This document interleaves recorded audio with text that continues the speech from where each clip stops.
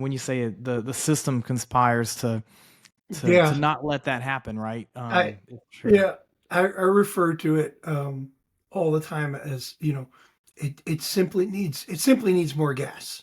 And people are like, oh, we need to go faster. I said, no, it needs more gas. They said, oh, we need to set it on fire. I said, no, gas is an acronym for gives a shit. Just need to show up.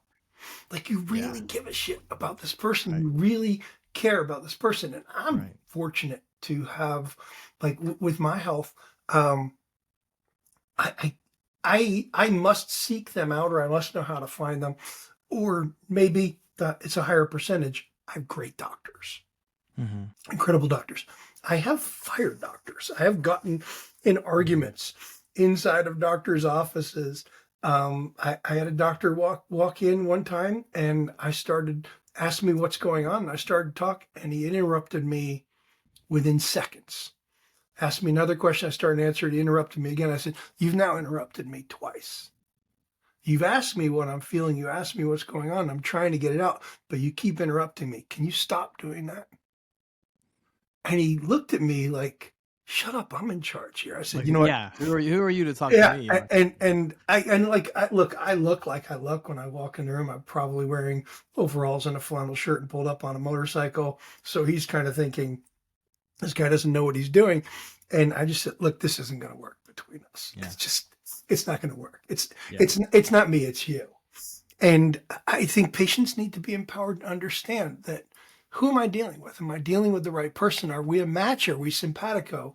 Are we going to have a relationship where I can trust you and you can trust me to do the right thing? And it is reciprocity. Reciprocity is it's such a, like, I have a metric that I use, that I created with my clients in the customer experience, that I call the helpfulness index.